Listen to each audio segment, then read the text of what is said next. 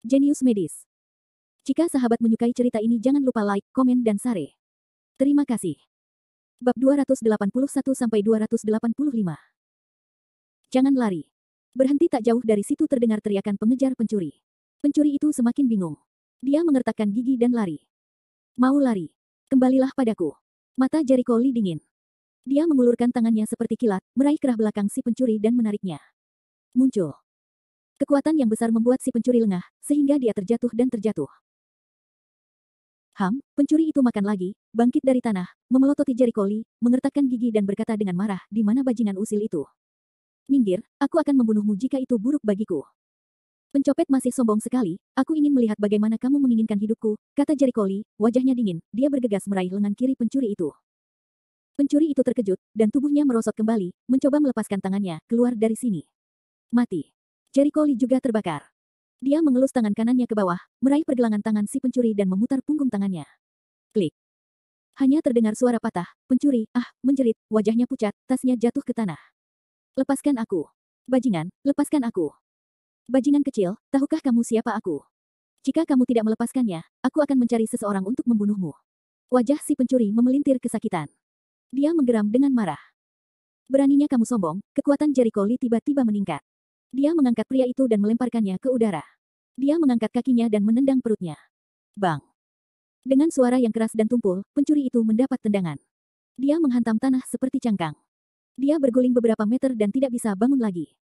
Tiba-tiba, udara di sekitarnya menjadi sunyi, dan orang-orang yang lewat menatap tajam ke arah pencuri yang tergeletak di tanah. Tuhanku! Zhang Sanqi menangis, hampir lumpuh. Saat itu, para pengejar berlari ke depan si pencuri. Ketika mereka melihat pencuri itu diusir, mereka terkejut dan tidak bisa berkata-kata. Mereka tertegun di satu sisi seolah-olah mereka bodoh. Jericho Lee mengambil tasnya, berjalan ke arah pencuri, dan memandang orang-orang dengan sikap merendahkan, mencuri di siang hari bolong, kami tidak takut dibunuh. Jika Anda punya tangan dan kaki, Anda harus melakukan bisnis licik seperti ini. Pencuri itu hanya merasa tubuhnya akan hancur. Ia bahkan merasakan sakit tenggorokan saat menarik napas. Dia menatap Jericho Lee dengan ngeri, kamu. Jericho Lee menoleh ke arah kerumunan, tas siapa? Milikku. Itu kamu. Ketika orang lain melihat wajah Jericho Lee dengan jelas, dia tidak bisa menahan diri untuk tidak menatap dengan terkejut, dan wajahnya menjadi pucat. Jericho Lee menoleh, juga Leng Qiao. Aku tidak menyadarinya sekarang. Dia tidak menyangka salah satu orang yang kehilangan tasnya adalah Wu Nan yang dia kenal. Bagus, semoga berhasil. Wajah Wu Nan memucat, dan dia sepertinya tidak berani menatap mata Jericho Lee. Apakah kamu sedang berbelanja? Jericho Lee memandang wanita di sebelah Wu Nan. Sepertinya istri Wu Nan. Dia melihat tangan Wu Nan yang diperban. Ia sepertinya paham kenapa pencuri itu merampas tas istrinya. Dia mengejar pencuri itu dalam waktu lama tanpa berhasil menangkapnya. Wu Nan sedikit malu dan mengangguk, ya. Dia tidak berani mengucapkan sepatah kata pun lagi. Dia berkulit putih dengan wajah. Hal ini membuat istrinya melihat, dalam hatinya sangat bingung, suamiku, siapa dia? Suaminya tidak takut pada segalanya dan memiliki keberanian yang besar. Bagaimana dia bisa bertemu pemuda ini dan tidak berani mengucapkan sepatah kata pun lagi? Jangan khawatir, ambil tasnya. Wu Nan mengedipkan mata pada istrinya, tetapi dia tidak berani berbicara, agar tidak menyinggung perasaan Jericho Lee. Meskipun Jericho Lee telah melepaskannya sebelumnya, tatapan mematikan Jericho Lee telah membayangi hatinya. Begitu dia melihat Jericho Lee, hatinya akan ketakutan. Tuan Wu Nan. Apakah Anda Tuan Wu Nan? Pada saat ini, Zhang San mengenali Wu Nan dan bergegas mendekat dengan penuh semangat. Wu Nan Aleng, kamu. Sambil tersenyum hangat, Zhang San dengan senang hati memperkenalkan dirinya dan berkata, namaku Feng Zhang San. Zhang San. Kamu dulunya adalah Master Wu Nan dari Sekolah Seni Bela Diri Tenghai, kan? Aku pernah melihat permainanmu sebelumnya, tapi aku memujamu. Pernahkah kamu bermain di kejuaraan nasional dan menjadi runner-up? Wu Nan bingung dengan antusiasmenya, tetapi ketika dia berbicara tentang Sekolah Seni Bela Diri Tenghai dan masa lalunya, dia menggelengkan kepalanya, semuanya sudah berlalu. Sekolah Seni Bela Diri Tenghai telah tiada, dia bukan lagi guru sekolah seni bela diri, dan dia tidak mampu dipuji oleh orang lain. Ya, Sekolah Seni Bela Diri Tenghai telah tiada, Zhang San menghela nafas dengan penyesalan. Dia tiba-tiba menyadari bahwa tangan Wu Nan dibalut perban. Dia tercengang. Tuan Wu Nan, ada apa dengan tanganmu? Terluka, tidak apa-apa, wajah Wu Nan terlihat sedikit tidak wajar. Bagaimana kamu bisa bilang tidak apa-apa setelah semua cedera ini? Zhang San mengerutkan kening, dan nadanya sangat tidak puas, apakah itu semua hantu Jericho Lee? Apakah saya benar? Wu Nan menatap Jericho Lee dan tidak berani berbicara dengannya. Tuan Wu Nan, kenapa kamu tidak bicara? Tak perlu dikatakan lagi, aku tahu itu pasti Jericho Lee. Dia sangat penuh kebencian. Bahkan kamu. Kamu tidak memiliki ketidakadilan atau kebencian terhadapnya. Dia terlalu kejam untuk memukulmu seperti ini. Ini keterlaluan. Zhang Sanyi dipenuhi dengan kemarahan. Jericho Lee memandangnya dengan aneh, bagaimana Jericho Lee bisa bertindak terlalu jauh. Orang-orang dari Akademi Seni Bela Diri Tenghai sedang mencari masalah dengannya. Tidak normal baginya untuk melawan. Mengalahkan Wunan. Bagaimanapun, Wunan diperintahkan oleh Guan Suelong untuk menculik Cudong dan mengepungnya bersama sekelompok besar orang. Dia baru saja meninggalkan tangan Wunan. Dia sangat baik. Selain itu, pada akhirnya dia membantu Wunan menyembuhkan tangannya. Tidak ada pernyataannya yang berlebihan. Wajah Zhang San menunjukkan ekspresi marah, dan Hakim berkata, Jericho Lee lah yang mendirikan sekolah seni bela diri Tenghai dan membalas dendam pada orang lain. Saya pikir dia tertarik pada wilayah orang lain dan ingin mengambil alih. Orang-orang bela diri Tenghai sekolah seni tidak senang. Jika dia tidak bisa menduduki wilayah orang lain, dia akan membunuh Guan Tenghai dengan niat jahat. Wajah Jericho Lee menjadi hitam. Dia menyukai situs sekolah seni bela diri Tenghai dan berinisiatif mencari kesalahan. Jika Anda tidak dapat menduduki wilayah tersebut, Anda akan marah dan membunuh. Ini semua tentang apa? Di mana kamu mendapatkan selentingan itu? Jericho Lee memutar matanya dan berpikir bahwa perseteruannya dengan sekolah seni bela diri Tenghai telah melampaui batas. Itu bukan desas-desus, itu benar dan akurat. Saya punya teman yang belajar seni bela diri di sekolah seni bela diri Tenghai, katanya kepada saya. Zhang Sanxin bersumpah untuk menjawab. Jericho Lee terdiam. Dia akhirnya mengerti mengapa Zhang San begitu tertarik dengan sekolah seni bela diri Tenghai dan mendesaknya untuk membeli sekolah seni bela diri Tenghai. Ini satu set sayang. Bab 282. Temanmu berbicara omong kosong, Jericho Lee memutar matanya, omong kosong yang sangat mencolok, tapi Zhang San benar-benar percaya. Kentut. Apa yang dia katakan itu benar. Dia adalah anggota sekolah seni bela diri Tenghai. Bisakah dia menipuku? Apakah dia dari sekolah seni bela diri Tenghai atau kamu dari sekolah seni bela diri Tenghai? Zhang San mendengus dengan jijik. Wunan di satu sisi tampak aneh, memandang Jericho Lee, melihat orang tidak marah, hatinya sangat bingung. Orang yang tidak tahu harus datang dari mana ini berbicara buruk tentang Jericho Lee di depan Jericho Lee. Jericho Lee tidak marah. Melihat Jericho Lee terdiam, Zhang San bersenandung penuh kemenangan dan berkata kepada Wunan dengan wajah tersanjung, Tuan Wunan, Anda mungkin tidak tahu bahwa teman saya tidak punya tempat untuk pergi sejak sekolah seni bela diri Tenghai runtuh. Sayangnya, Guru, apakah kamu juga sama? Kamu pasti sangat membenci Jericho Lee itu. Apakah kamu ingin membalas dendam padanya? Balas dendam. Wunan terlihat aneh. Sejujurnya, meskipun dia meminjamkan 10.000 keberanian, dia tidak berani membalas dendam pada Jericho Lee. Kekuatannya untuk membalas dendam pada Jericho Lee, bukan untuk mati. Tuan Wunan, jangan berkecil hati. Meskipun saya mendengar bahwa Jericho Lee sangat kuat, Anda juga menjadi runner-up kedua dalam kompetisi taekwondo nasional, dengan 8 sabuk hitam. Saya yakin Anda bisa membalas dendam. Terus bersorak untuk Wunan. Wunan diam. Melihat ekspresi polos Jericho Lee, dia mengatakan bahwa dia benar-benar tidak ingin membalas dendam. Jangan pikirkan itu. Ketika Zhang San melihat Wunan sedang menatap Jericho Lee, dia sangat kesal. Tuan Wunan, Anda selalu menatapnya sebagai apa? Oh, akan kulihat, kata Wunan dengan tidak wajar. Kupikir kamu mengenalnya. Zhang San menutup mulutnya dan mendengus dengan jijik. Dia akan datang ke sini sebagai orang brengsek yang tidak dikenal, berpura-pura menjadi seperti tuan yang tiada taranya. Dia tidak sebaik aku. Jangan khawatir. Pada hari ketika kamu pergi mencari Jericho Lee untuk membalas dendam, aku akan membawa seseorang ke sana. Membantumu. Aku yakin aku bisa menghancurkan Jericho Lee itu dan membalaskan dendammu. Wunan, berkeringat, mengangkat tangan kirinya yang utuh dan menamparnya di masa lalu. Buta anjingmu. Pop. Zhang San dicambuk dengan goresan telinga yang besar, dan dilingkari 360 derajat di tempat, bingung di tempat. Dia menutupi wajah merahnya dan berteriak dengan marah, Tuan Wunan, mengapa kamu memukuli saya? Saya tidak main-main dengan kamu, kan? Kamu tidak main-main dengan saya, kamu main-main dengan dia. Wunan hampir dikalahkan oleh kebodohannya. Dia mendatangi Jericho Lee dengan ekspresi tersanjung, setengah membungkuk dan berkata sambil tersenyum, Dokter ajaib kecil, itu bukan urusan saya. Itu semua omong kosongnya. Aku tidak pernah ingin membalas dendam padamu. Pinjamkan aku 100 keberanian, dan aku tidak berani membalas. Dokter ajaib kecil yang mana? Zhang San bingung. Wunan memelototinya dan menegur, tentu saja, itu Jericho Lee, keajaiban Dokter Lee. Siapa lagi yang bisa melakukannya? Buka matamu dan lihat dengan jelas. Dia adalah Jericho Lee, apa?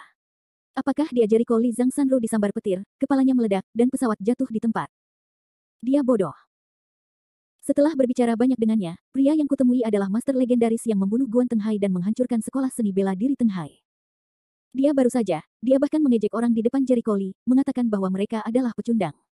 Apa yang harus kita lakukan? Akankah Jericho Lee membunuhnya? Wajah Zhang San menjadi pucat dan berkeringat. Beberapa orang di sekitar mendengar nama Jericho Lee, dan beberapa orang yang pernah mendengar rumor tentang sekolah seni bela diri Teng Hai membicarakannya. Apakah dia Jericho Lee yang membunuh Guan Teng Hai? Tidak, masih sangat muda. Kelihatannya sama sekali tidak seperti itu. Kamu tidak bisa menilai seseorang dari penampilannya. Apakah kamu tidak melihatnya mengusir pencuri itu tadi? Mereka sangat kuat. Sungguh menakjubkan betapa mudanya dia. Saya pikir itu adalah seorang lelaki tua berusia 70-80 tahun.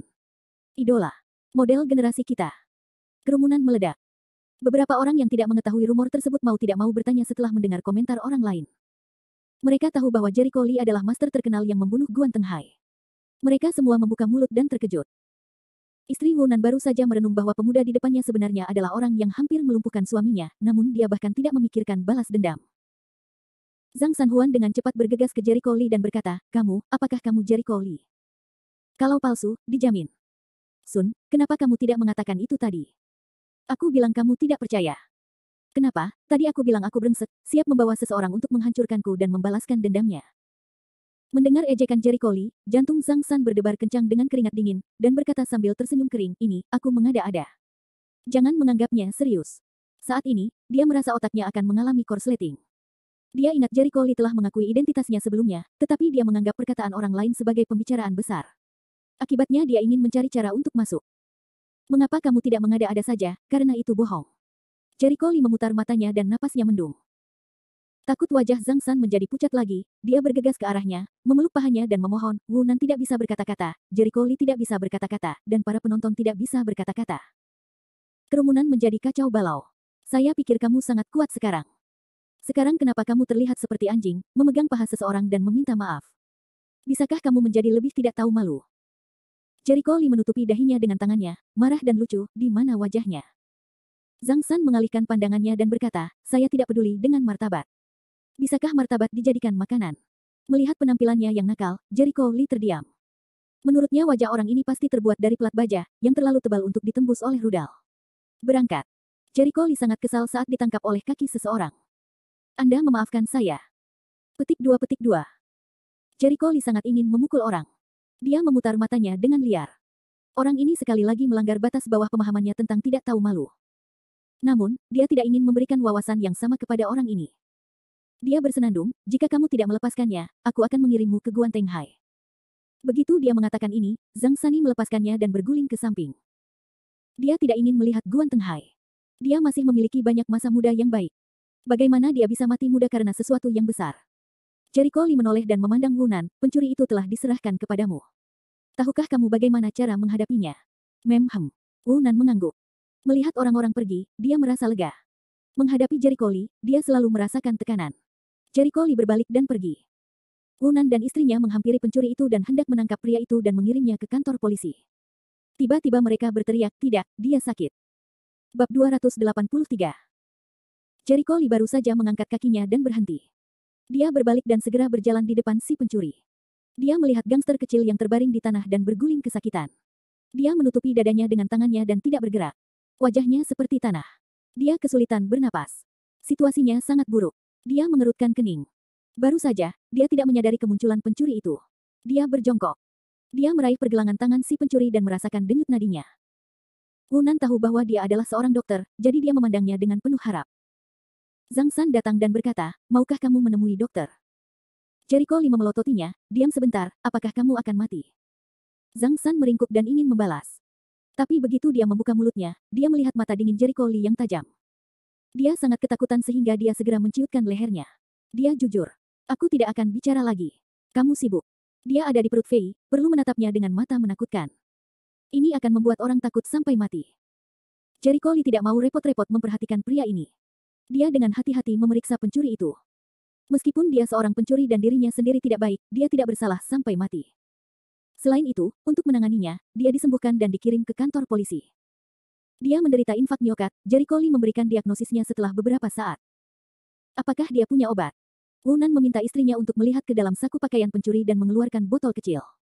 Seharusnya begini. Cepat beri dia obatnya. Pil-pil tersebut segera dimasukkan ke dalam mulut si pencuri, namun tak lama kemudian diketahui bahwa kondisi si pencuri tidak membaik, malah memburuk. Obatnya tidak bekerja. Apa yang harus saya lakukan? Wajah Wunan berubah. Zhang San juga terkejut dan berkata, bukan. Obat ini tidak berpengaruh.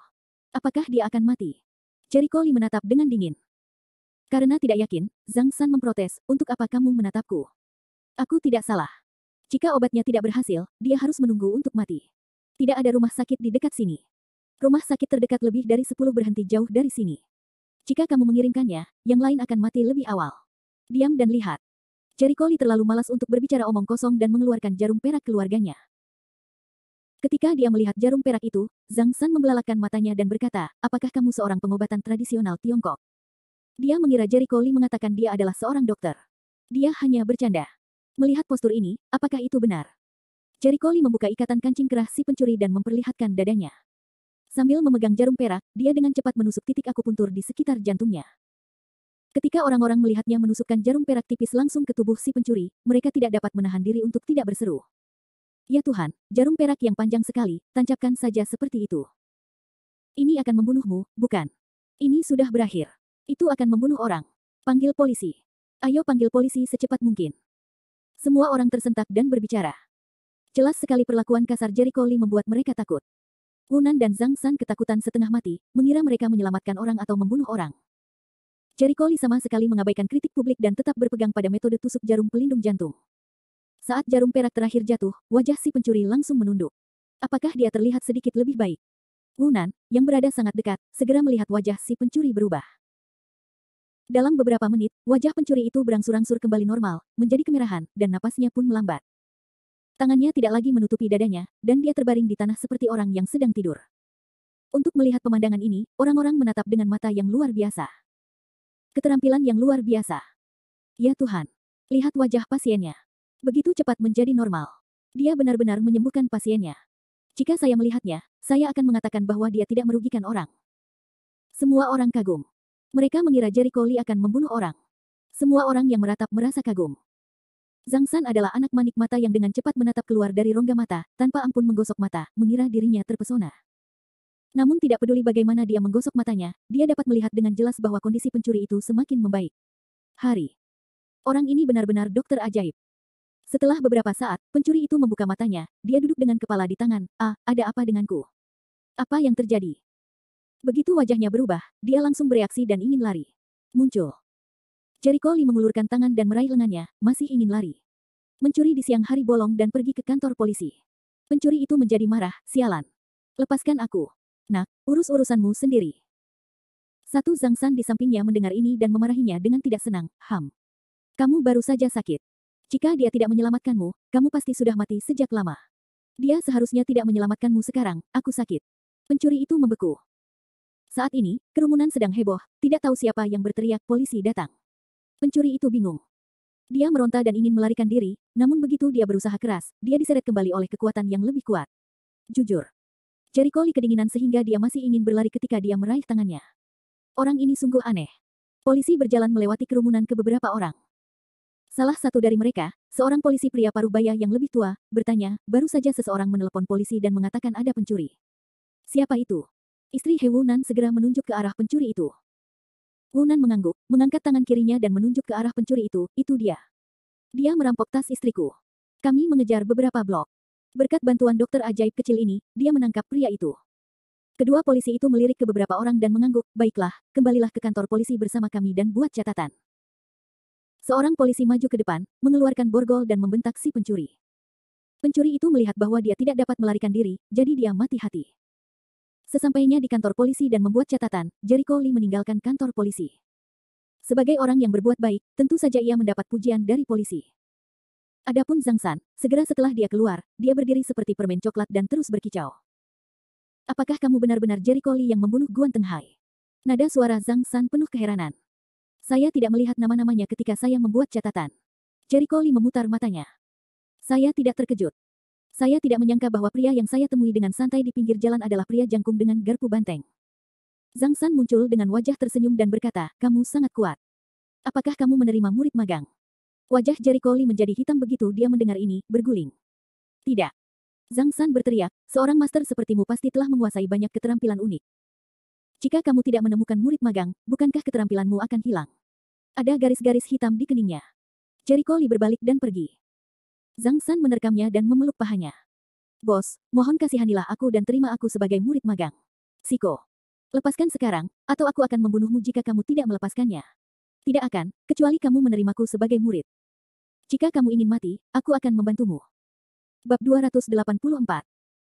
Zhang San melepaskannya, tepatnya, setelah badai yang menghancurkan. Dengan wajah seperti kepala babi di kepalanya, dia ingin menangis tanpa air mata dan menangis itu keterlaluan. Apakah kamu masih manusia? Kamu yang memintanya. Jika kamu melepaskannya, kamu tidak akan mendengarkan. Aku hanya ingin memujamu sebagai guruku.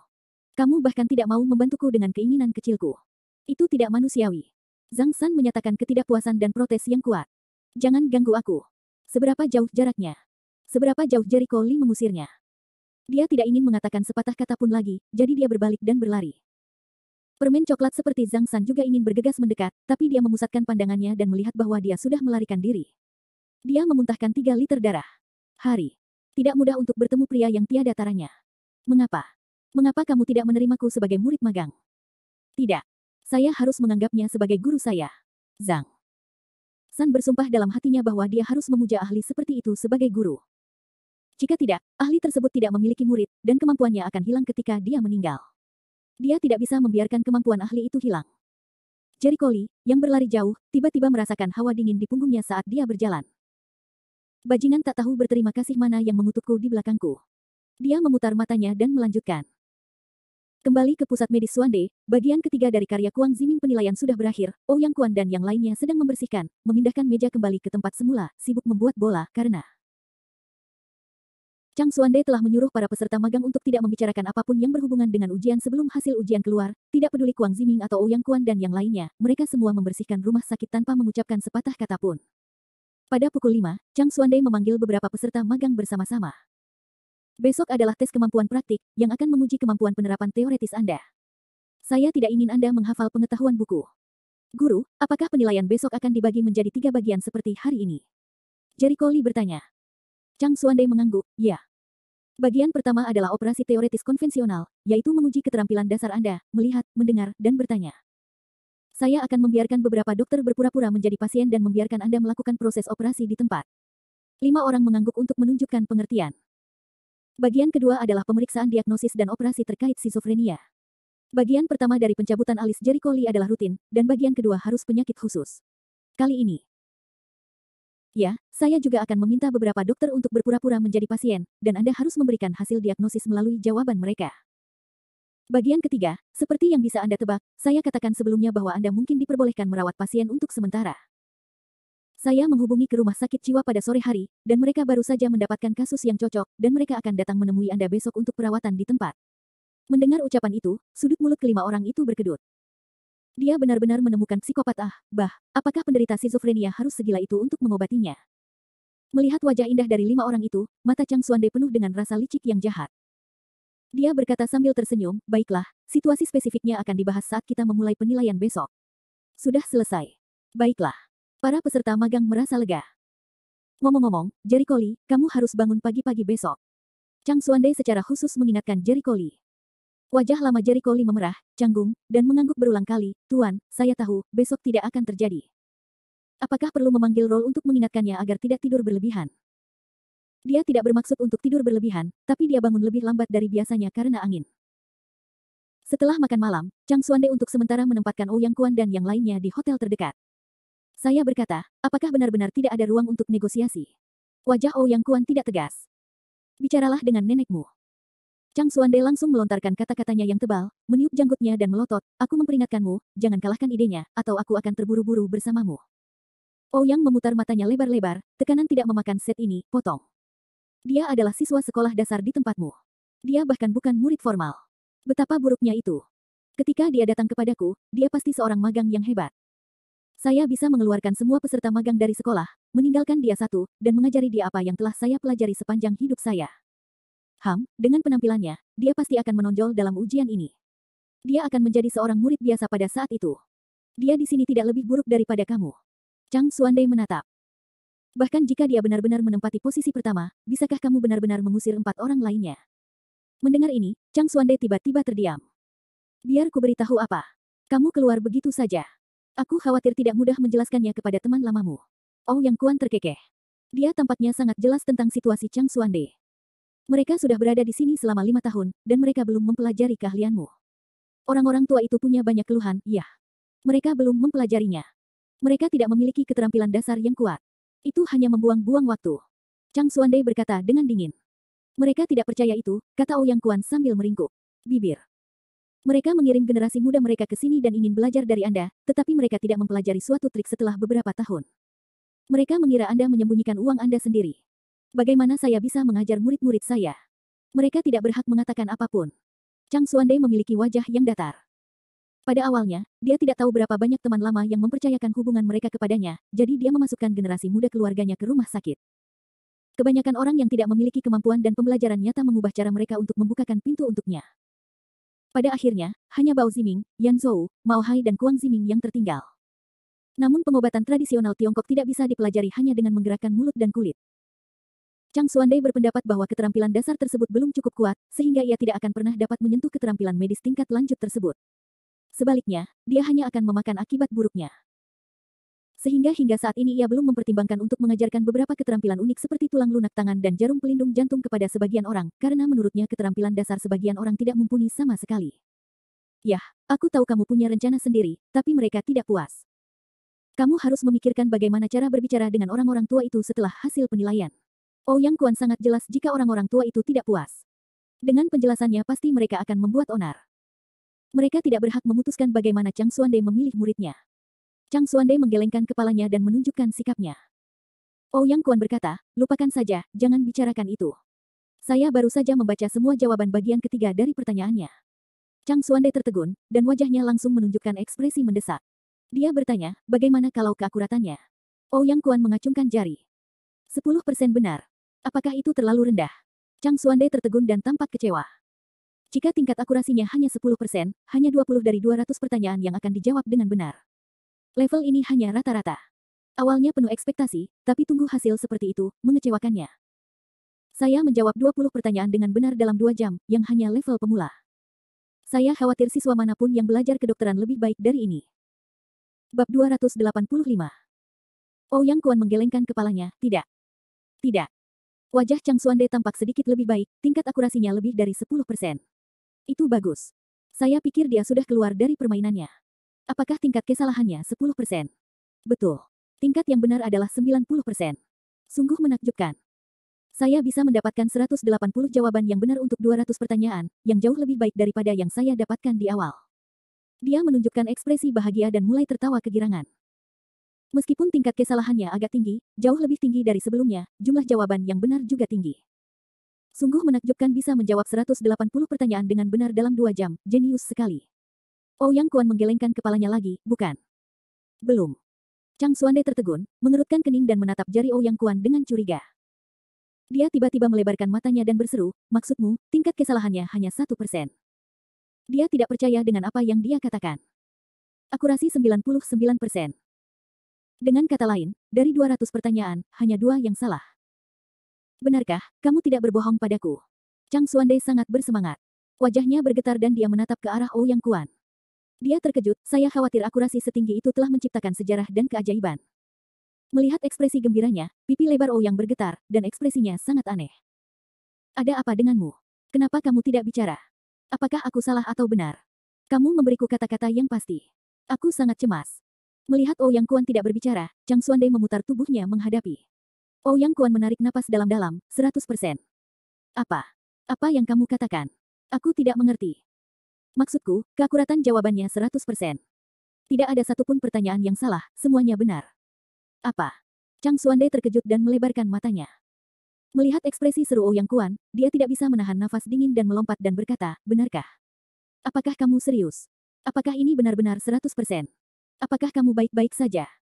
Ouyang Kuan berkata dengan seruan yang mencengangkan, saya telah mengkonfirmasi dengan cermat beberapa kali. Tidak ada lebih dari 1 pertanyaan, tidak lebih dari 200 pertanyaan, tidak ada jawaban yang salah, bahkan tidak ada kata yang salah di catatan, bahkan kata yang salah pun tidak dicoret atau diubah. Chang Xuande disambar petir, dan dia berada di dalam tempat yang sama, Ouyang Kuan berseru, saya sangat terkejut. Betapa kuatnya ingatan untuk menjawab semua pertanyaan sekaligus tanpa ada kesalahan. Kamu telah menghasilkan banyak uang kali ini. Jika kamu ingin aku mengatakan proposal yang aku sebutkan sebelumnya, kamu harus mempertimbangkannya. Sangat tidak pantas dia berada di sini, kata Ouyang Kuan. Pergi. Keluar dari sini. Chang Xuande tiba-tiba menjadi marah, menatap ke arah Ouyang Kuan, meludahi Xingzi dan mengumpat, kamu tidak bisa menggali kaki tembok, berani membuat idenya lagi, aku akan bekerja keras dengan kamu. Petik 2. Garis bawah. Garis bawah populer daripada orang mati. Chang Xuande tertawa gembira, hebat. Dengan akurasi 100%, dia adalah seorang jenius sekali dalam sejuta tahun. Dia muridku. Tidak ada yang bisa membawanya pergi.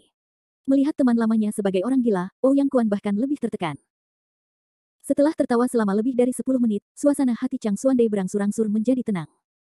Dia menatap ke arah Ouyang Kuan dan berkata, ada sesuatu yang ingin aku ingatkan padamu. Suaranya menjadi lebih serius dari sebelumnya. Setelah mendengarkan Ouyang, dia merasa lega dan berkata, silakan. Tolong jangan beritahu siapapun tentang hasil tesnya, tidak seorang pun. Surga mengetahuinya, dan Anda mengetahuinya, dan saya tahu nada bicara Chang Xuande tidak perlu dipertanyakan lagi dan serius. Mengapa? Ouyang lebar leng, jadi hasil tes yang luar biasa tidak terlalu membanggakannya. Kamu tidak mengerti. Chang Xuande meninggikan suaranya. Saat kamu menjawab 90 pertanyaan, kamu disebut jenius. Berapa dia menjawab dalam 2 jam? Maksudnya, seorang jenius yang belum pernah terlihat selama 10.000 tahun. Tidak. Kamu lebih baik dari yang lain, itu jenius, tetapi jika kamu lebih baik dari yang lain, orang lain hanya akan menganggapmu sebagai monster. Memang benar, ketika dia menjawab 90 pertanyaan dalam 2 jam, batasan orang lain hanya 60 atau 70, dan dia 20 atau 30 lebih banyak dari yang lain. Jarak antara usia 20 dan 30 itulah yang membuatnya menjadi seorang jenius di antara orang lain. Fakta membuktikan bahwa pencapaian medisnya selama bertahun-tahun telah membuat banyak orang mengaguminya, dan dia memang jenius. Chang Xuande lebih kuat darinya dan menjawab 101 pertanyaan. Hasilnya, dia telah menjadi yang terdepan di bidang medis, mencapai ketinggian yang tidak seorang pun tahu berapa banyak orang yang dapat mencapainya dalam hidup mereka.